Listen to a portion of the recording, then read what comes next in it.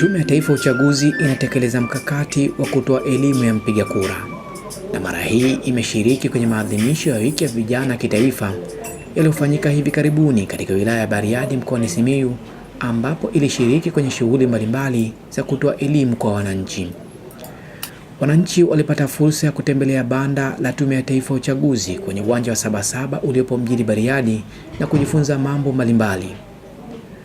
Lakini pia tume ilitoa elimu ya mpiga kura kwenye shule 3 za sekondari za wilayani Bariadi mkoani Simiyu, na pia ilipata fursa ya kutoa elimu kupitia jukwaa la burudani katika uwanja wa Sabasaba.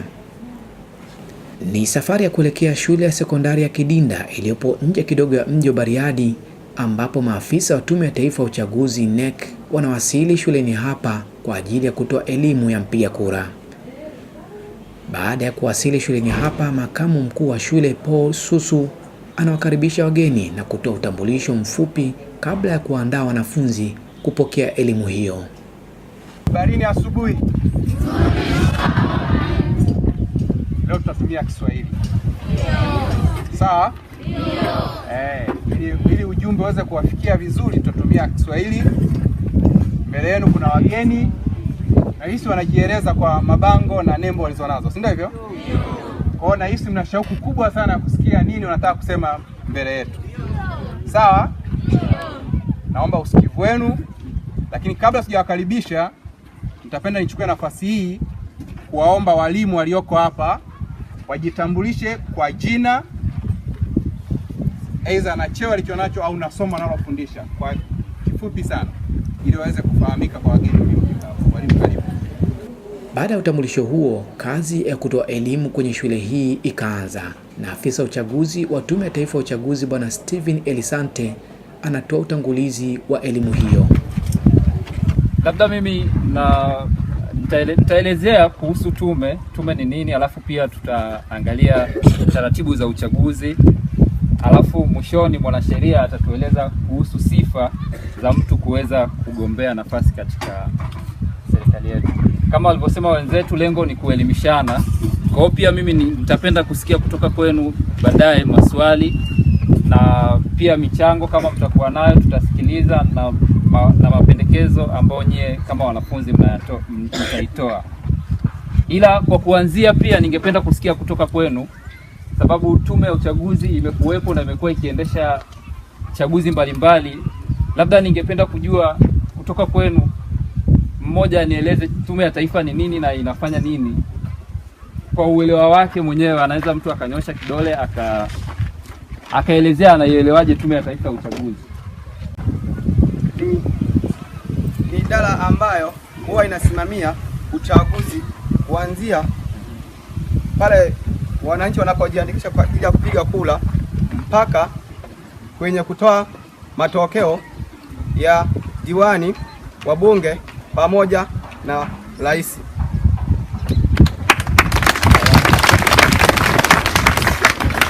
Kweli kabisa, Tume ya Taifa ya Uchaguzi inasimamia na kuratibu uchaguzi wa rais, wa bunge. Yule mwenzetu alisema mpaka ngazi ya chini, tunaishia madiwani wa Tanzania bara. Nikimaanisha kwamba kwa Tanzania, kwa Jamhuri ya Muungano wa Tanzania tunasimamia uchaguzi wa rais na wa bunge, na kwa Tanzania bara tunasimamia na kuratibu uchaguzi wa rais na wa madiwani. Kwa mujibu wa sheria, Tume ya Taifa ya Uchaguzi ilianzishwa mwaka 1993 na ilianzishwa baada ya kuanza kwa mfumo wa vyama vingi. Hapo mwanzoni tulikuwa tuna chama kimoja. Baada ya kuanza mfumo wa vyama vingi ndipo Tume ya Taifa ya Uchaguzi ilianzishwa. Na kwa mujibu wa sheria, kama tulivyosikia majukumu ya Tume ya Taifa ya Uchaguzi, ibara ya 74 kifungu cha 6 kimeeleza majukumu ya Tume ya Taifa ya Uchaguzi, ikiwa ni pamoja na kusimamia na kuratibu uandikishaji wa wapiga kura katika uchaguzi wa rais, wa bunge katika Jamhuri ya Muungano, kusimamia na kuratibu uendeshaji wa uchaguzi wa rais na wa bunge, kuchunguza mipaka na kuigawa Jamhuri ya Muungano wa Tanzania katika maeneo mbalimbali kwa ajili ya uchaguzi wa wabunge, katika kugawa mipaka huwa tunaangalia vigezo. Kuna vigezo vinavyotumika, kwa mfano hali ya kiuchumi ya eneo husika, tunaangalia idadi ya watu, pia tunaangalia na ukubwa wa lile eneo. Kwa hiyo ni mojawapo ya kazi ya Tume ya Taifa ya Uchaguzi. Pia Tume ya Taifa ya Uchaguzi inahusika na kuratibu na kuandikisha wapiga kura kwa ajili ya uchaguzi wa madiwani. Kama tulivyosikia mwanzo, Tume ya Taifa ya Uchaguzi inasimamia chaguzi aina 3: uchaguzi wa rais, wa bunge na madiwani. Kwa hiyo sheria imegawa majukumu yake katika maeneo hayo matatu. Pia kwa mujibu wa Sheria ya Taifa ya Uchaguzi sura 343 na Sheria ya Serikali za Mitaa sura 292, Tume ya Taifa ya Uchaguzi inahusika na kutoa elimu ya mpiga kura, na ndicho tume ambacho inatufanya sasa hivi. Tunazunguka sehemu mbalimbali kuwaelimisha wapiga kura wetu kuhusiana na taratibu mbalimbali za uchaguzi. Utoaji wa elimu ya mpiga kura pia unazishirikisha asasi za kiraia zinazoweza kutoa elimu hiyo ili kuhakikisha kuwa elimu ya mpiga kura inafikia wananchi wengi.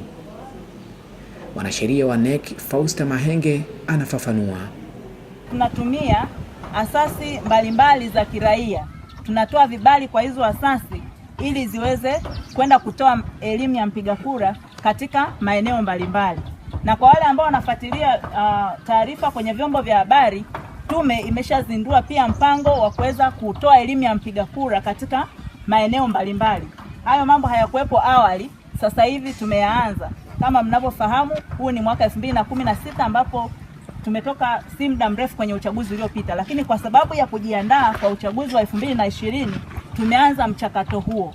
Lengo letu ni kuwafikia mpaka wale watu wa vijijini, lakini pia tunahitaji rasilimali fedha ambao tunategemea kutoka serikalini, lakini tunajitahidi sisi kama tume ili tuweze kumfikia yule mwananchi wa kawaida. Na ninatoa msisitizo kwenye eneo alilozungumza mwenzangu hapa kwamba ninyi pia mkawe mabalozi. Ninajua ninyi mmetoka katika vijiji mbalimbali, mmetoka katika mitaa mbalimbali, mkawe ni mabalozi katika kueneza habari za Tume ya Uchaguzi katika level za chini, katika level za familia pia.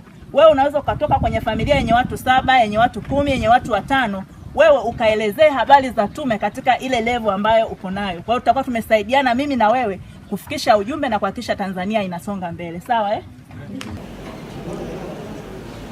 Baada ya uwasilishaji wa elimu hiyo, wanafunzi wakapata nafasi ya kuuliza maswali, ambapo mwanasheria Fausta Mahenge anatoa majibu ya maswali hayo, ikiwemo kueleza utaratibu wa kutangaza matokeo ya uchaguzi kwenye vituo na utaratibu wa kupinga matokeo kwa mgombea ambaye hajaridhika na matokeo. Shinda A akatangazwa B, basi yule ambaye alistahili kushinda atafungua kesi mahakamani na ataeleza kwamba mimi ndo nilistahili kushinda, na atatoa vielelezo vyake mahakamani na wataweza kubatilisha matokeo. Lakini pia endapo kuna baadhi ya taratibu za kiuchaguzi ambazo zilikiukwa na zikapelekea kuharibu mchakato wa uchaguzi, basi mahakama itaangalia na inaweza kubatilisha matokeo. Hizo ni baadhi ya au kama mgombea ambaye amepitishwa hakuwa na sifa za kuteuliwa kusimama kama mgombea, ikaja kugundulika baadaye kwamba hakuwa na sifa au aliteuliwa bila kuwa na sifa, basi mahakama itabatilisha matokeo hayo baada ya uchaguzi kupita. Kuna maswali mengine hapa nimeyapokea kwenye karatasi hapa.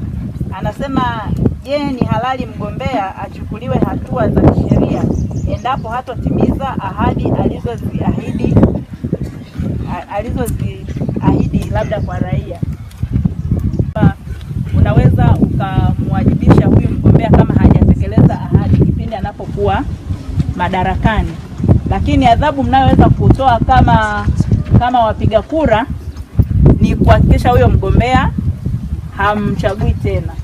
Labda katiba inayopendekezwa ikipita inaweza ikawa ina vipengele ambavyo vinazungumzia kumwajibisha bunge au kama ni diwani au kama ni rais ambaye hakutekeleza ahadi ambazo aliziahidi kwenye kampeni. Lakini kwa jinsi ilivyo kwa sasa, hakuna kifungu kinachotoa mamlaka ya kumwajibisha zaidi ya kutokuchagua kwenye uchaguzi ujao. Wanafunzi wanazungumziaje elimu hii? Kwa jina naitwa Goodluck Thomas, mwanafunzi wa kidato cha 4 katika shule ya sekondari Kidinda. Nina kila sababu ya kusema nashukuru na nina furaha kubwa sana kutokana na maafisa wetu wa Tume ya Taifa ya Uchaguzi kuja kutupatia elimu hususan katika mambo na masuala ya Tume ya Uchaguzi ya Taifa. Lakini pia naomba niseme kwamba nimeweza kufahamu mambo mengi hususan ni jinsi gani tunawapata viongozi wetu walio bora katika serikali kupitia nyadhifa zao na kupitia mamlaka mbalimbali wanazopewa na kupitia pia ni vigezo gani wanavyoweza kuvipitia ili waweze kuwa viongozi.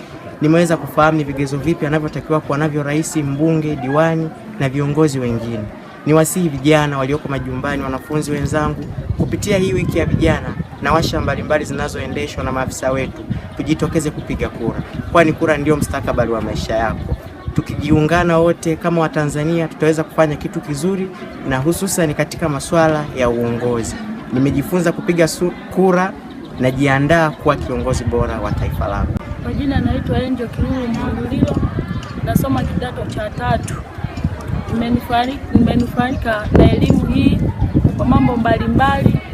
Tunashukuru sana kwa kutufikia hapa kwa sababu mmetueleza faida mbalimbali kuhusu na elimu ya uchaguzi au tume ya uchaguzi. Kwa jina naitwa Ngara Magoma, mwanafunzi wa kidato cha 4 kutoka shule ya sekondari Kidinda. Napenda kutoa shukrani za dhati kwa ujio wa tume ya uchaguzi hapa shuleni kwetu kwa sababu hakika tumeweza kuwa na uelewa wa kutosha juu ya elimu ya mpiga kura na haki ya kuchagua. Tunaamini kwamba Tume ya Taifa ya Uchaguzi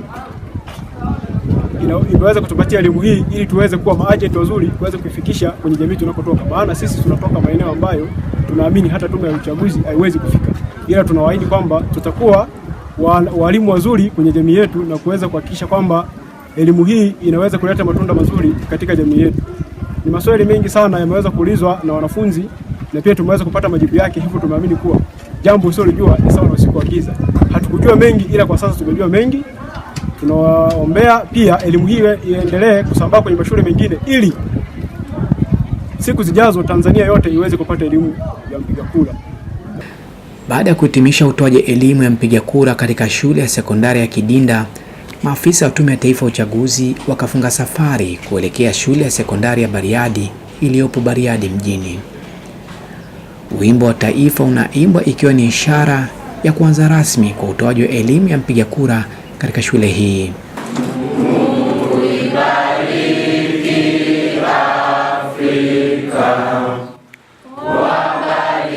Mkuu wa shule ya sekondari ya Bariadi Deus Toga anatoa utambulisho na ukaribisho kwa wageni na kumpa nafasi mkurugenzi wa idara ya huduma za sheria wa Tume ya Taifa ya Uchaguzi Emmanuel Kawishe, ambaye anaanza kutoa elimu hiyo ikiwemo kufafanua muundo na majukumu ya NEC. Nianze kwa kusema kwamba Tume ya Taifa ya Uchaguzi ndio taasisi iliyopewa mamlaka kikatiba na kisheria ya kusimamia na kuendesha chaguzi zote, na pia imepewa jukumu la kutoa elimu ya mpiga kura. Elimu ya mpiga kura ni kumfahamisha mtu mahali kilipo kituo, anapoenda kujiandikisha, atakapoenda kupigia kura yake na taratibu zilizopo kwenye kile kituo cha kupigia kura. Hilo ni eneo dogo tu kuhusiana na elimu ya mpiga kura. Tume ya Taifa ya Uchaguzi ni nini? Ibara ya 74 iliyopo kwenye katiba, ibara ndogo ya kwanza inaanzisha Tume ya Taifa ya Uchaguzi. Ili pate mamlaka lazima kuwe na kitu kinachoianzisha hiyo tume. Ibara hiyo ya 74, ibara ndogo ya 6 inatoa majukumu ya Tume ya Taifa ya Uchaguzi.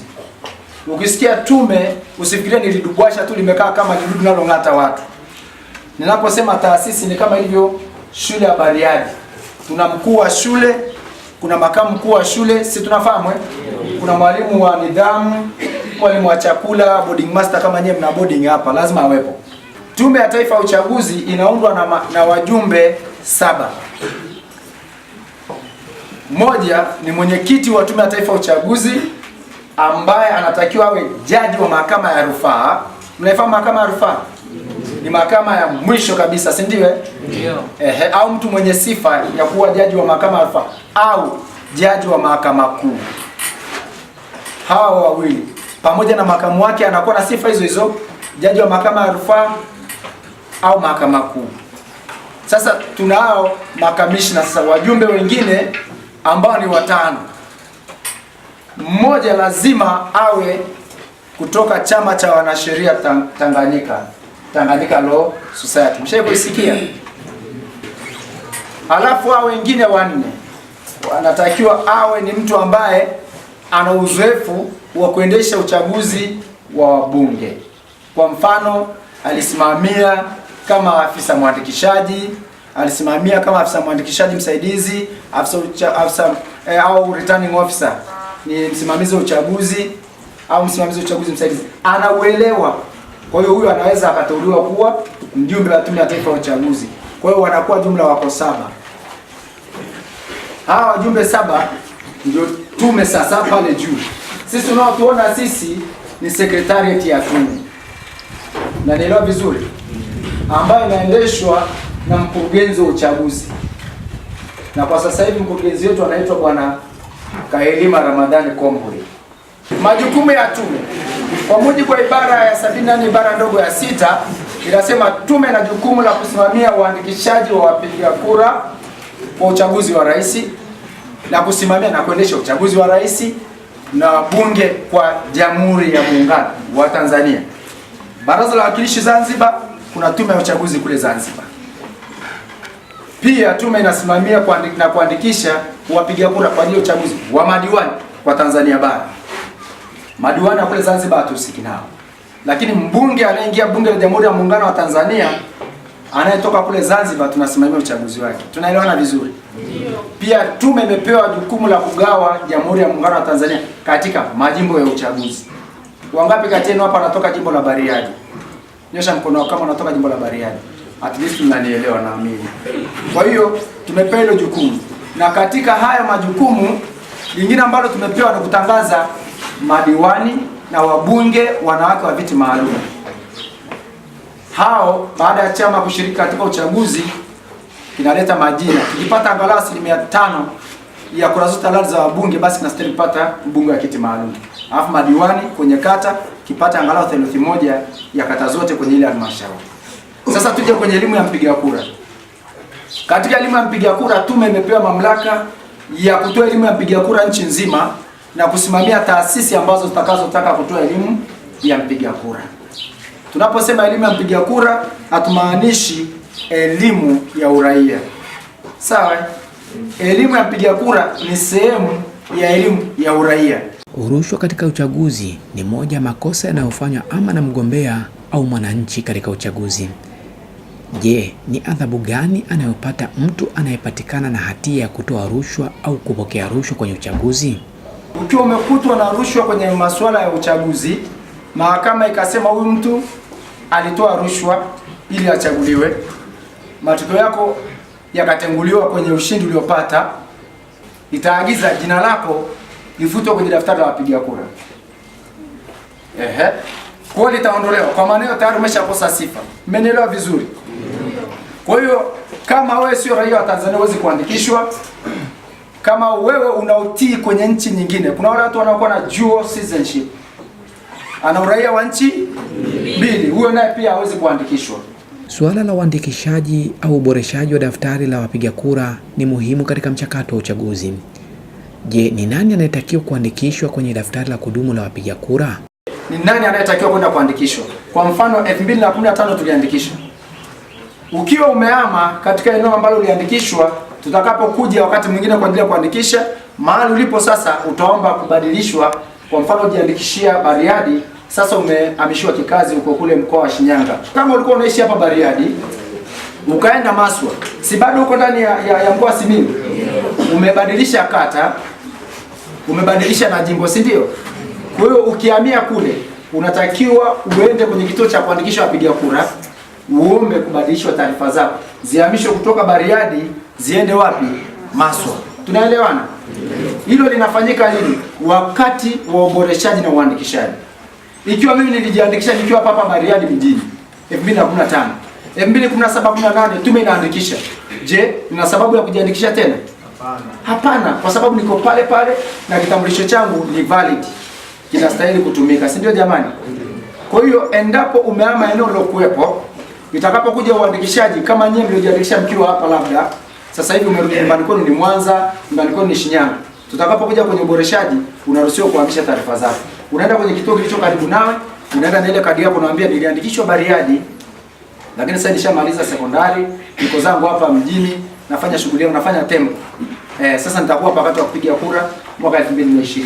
Kwa taarifa zako zitahamishiwa pale, jina lako litaletwa pale. 2020 utapigia kura pale utakapokuwa kwa wakati huo. Lakini hakikisha taarifa zako zimefanya nini? Zimehamishwa. Kama kadi yako ya kupigia kura imeharibika, imepotea au imeibiwa, unatakiwa tunapotangaza sasa uboreshaji daftari, uende kwenye kituo kilicho karibu. Hata kama ulijiandikisha hapa Bariadi, lakini kadi yako imepotea, tukianzisha uboreshaji unatakiwa ufanyeje? Uende kwa wale wanaoandikisha ili uweze kupewa kadi nyingine. Tunaelewana jamani? Tunaelewana vizuri? Tunaelewana vizuri?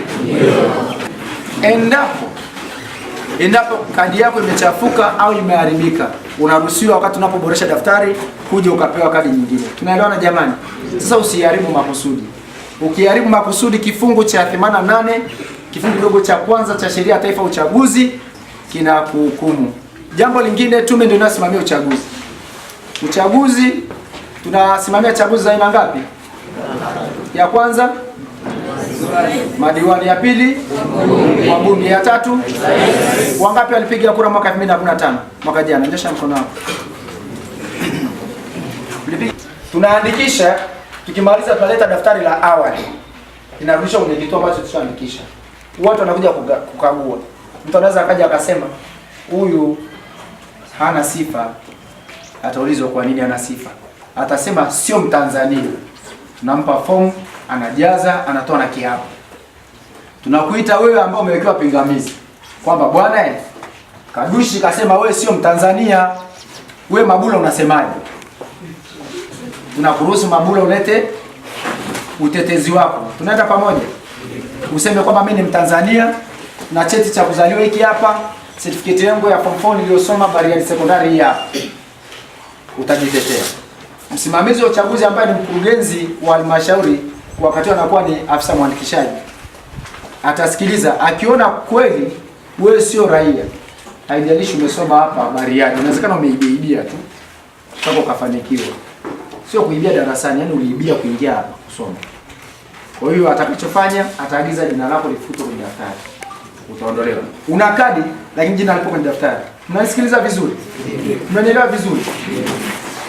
Kwa hiyo kama hujaridhika, unaruhusiwa kukata rufaa mahakama ya wilaya. Na mahakama ya wilaya itakusikiliza. Ukishinda hiyo rufaa, mahakama itaamuru jina lako lirudishwe kwenye daftari. Ukishindwa, itaendelea kusema jina liendelee kuondolewa. Hapa anaeleza utaratibu wa kupiga kura na jinsi ya kumsaidia mtu asiyeweza kupiga kura. Kwa hiyo unapokuja kwenye kituo cha kupigia kura, lazima jina lako liwe humu. Unaweza ukawa na kadi ya kupigia kura lakini usiruhusiwe kupiga kura kama jina lako halimo humu. Sasa nizungumze kwa kifupi sana kuhusu kupiga kura ili niwaruhusu muulize maswali, si ndio? Kabla muda wetu umeisha. Ni nani anayeruhusiwa kupiga kura? Ni lazima umeandikishwa kama mpiga kura, uwe na kadi ya kupigia kura na jina lako liwe kwenye kituo ambacho umeandikishwa. Unapoingia katika kituo cha kupigia kura, ukiangalia hapa ni mfano wa karatasi ya kura. Mliopigia kura 2015 bila shaka mliona, si ndio? Hii ndio karatasi yetu, lakini inakuwa ni karatasi ya rangi, sio black and white kama hii. Hii ni kwa ajili tu ya mafunzo. Sasa jamani, kwa ajili ya kutolea elimu ya mpigia kura. Sasa hii hapa utaweka vema kwa yule unayemtaka. Endapo umechukua karatasi ya uchaguzi wa rais ukaweka kwenye sanduku la diwani, wakati wa kuhesabu kura itatolewa alafu itapelekwa kwenye sanduku la diwani. Kwa hiyo haijaharibika. Mmenielewa vizuri? Sasa wanakuja watu ambao hawawezi kupiga kura. Sheria inawaruhusu. Kama ni kipofu, unaruhusiwa kuchukua mtu wa nyumbani kwako uje naye akusaidie kupiga kura, unayemwamini. Kama huyo mtu anajua kusoma alama za nukta nundu, hii hapa inaitwa tactile ballot folder. Hii ina vinundunundu. Kwa hiyo akija mtu ambaye haoni na ana uwezo wa kusoma hizi nukta nundu, karatasi ya kura inawekwa namna hii. Unaona imefiti kwenye kila kieneo. Yeye akigusa hapa anajua hii ni ADC. Maswali kutoka kwa wanafunzi yanapata fursa ya kujibiwa, ambapo mkurugenzi wa huduma za sheria Emmanuel Kawishe anatoa majibu ya swali lililoulizwa kuwa kwa nini Tume ya Taifa ya Uchaguzi isitangaze matokeo yoyote ya uchaguzi kama inavyofanya katika matokeo ya urais. Kwa nini tume isitangaze matokeo yote? Tanzania tumeendelea teknolojia sipo Kwa nini isitangaze? Ni sahihi kabisa. Lakini sheria inasema matokeo yatatangazwa pale ambapo uchaguzi umefanyika. Na unajua kwa nini niwaambieni ndugu zangu wapendwa sana? Mtakuja kuwa wanasiasa baadhi yenu kama ndio wito wenu Mungu amewaitia. Fikiria, matokeo yanahesabiwa hapo hapo wote wawili wanatazama hivi na macho ya wazi, sio kama amesinzia, lakini anakataa. Je, akiwekwa kwenye elektroniki akatumwa Dar es Salaam? Unadhani atakubali? Tunafanyia pale pale kuongeza independence and transparency. Mmenielewa sijui? Kwamba mimi sinapigiwa kura. Mwanaone kura zangu zinahesabiwa hapo ujui. Stoki. Sisinzi wala sinywi maji. Mmoja hiyo yangu weka hapo. Hiyo yangu weka hapo. Nakwambia lakini hii alama imeanzia kwa msasa alikuwa anakusudia kuweka kwa mguu wakati anaweka hivi kateleza. Na mwenzetu hapo anasema hiyo ni yangu. Kwa hiyo zinaamuliwa pale, ushasibu inaweza kuwa ni kura yenye mgogoro au kura ile kataliwa. Mpo hapo? Tunatamani kweli atangaziwe pale. Lakini miundombinu wewe hamjai kusikia halmashauri zingine zinachoma moto kwa sababu matokeo yamecheleshwa. Hamjasikia vurugu zinafanyika. Sasa pata picha. Yuko hapo anatangazwa hayaamini. Yakatuma kuja Dar es Salaam kama ya rais. Wacha atangaziwe hapo anabisha hapo. Tuko pamoja jamani.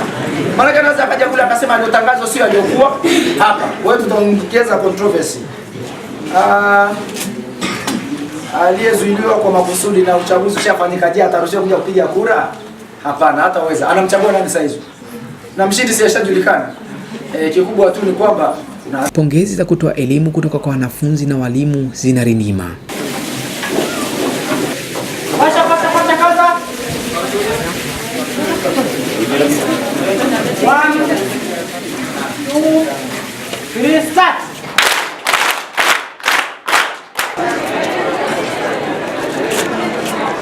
Baada ya kuhitimisha utoaji elimu kwenye shule hii ya sekondari ya Bariadi, maafisa wa tume wanapata nafasi ya kutoa elimu kupitia jukwaa lililopo kwenye uwanja wa Sabasaba mjini Bariadi, ambapo wanafunzi waliulizwa maswali na kuyajibu na waliopatia walipata zawadi mbalimbali. Swali la kwanza, niambie dira ya Tume ya Taifa ya Uchaguzi. Dira ya Tume ya Taifa ya Uchaguzi. Dira ya Tume ya Uchaguzi. Nani anajua? Njoo haraka, panda haraka, pisheni. Hapa, pita hapa. Chombo chenye uwezo wa kuimarisha demokrasia ya kweli, chaguzi huru, haki ya kuaminika. Pigeni makofi. Ukizingatia tume inazingatia demokrasia katika kuendesha shughuli za uchaguzi. Naomba nitajie maadili japo matatu tu yanayosimamiwa na Tume ya Taifa ya Uchaguzi. Maadili matatu tu yanayosimamiwa na Tume ya Uchaguzi. Maadili matatu. Kuna uwajibikaji, uweledi na uwazi. Maadili yako 6. Matano ikiwa endelee. Yapo 6. Huyu kataja matatu, usirudie yale kule. Usivue shati utaona kuna ushirikishwaji, kutokupendelea na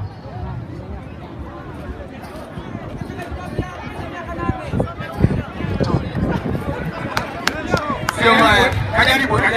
Haya, kachukue. Haya, mpe swali jingine wewe. Wewe nampa swali la kwake peke yake. La kwake peke yake.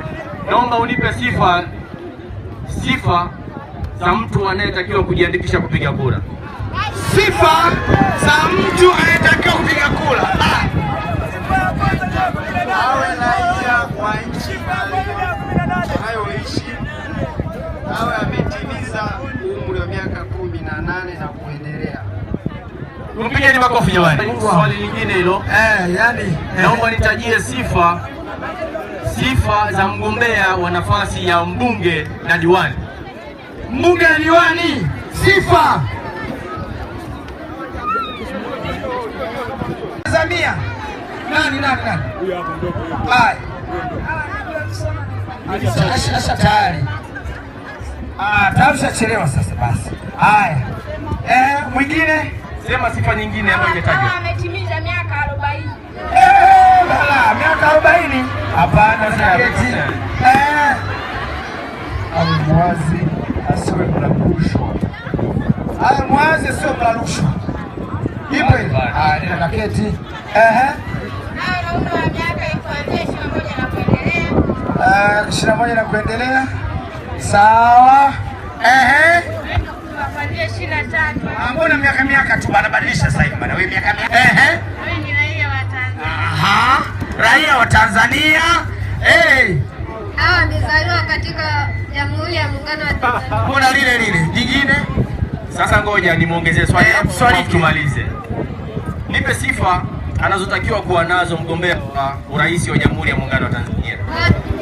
Miaka 40 na kuendelea. Mpe t-shirt mpige. Utoaji elimu ya mpiga kura katika maadhimisho ya wiki ya vijana kitaifa mkoani Simiyu umetoa fursa kwa wananchi kushiriki katika matukio mbalimbali na kupata elimu hiyo juu ya haki na wajibu wa mpiga kura katika kushiriki kikamilifu katika uchaguzi.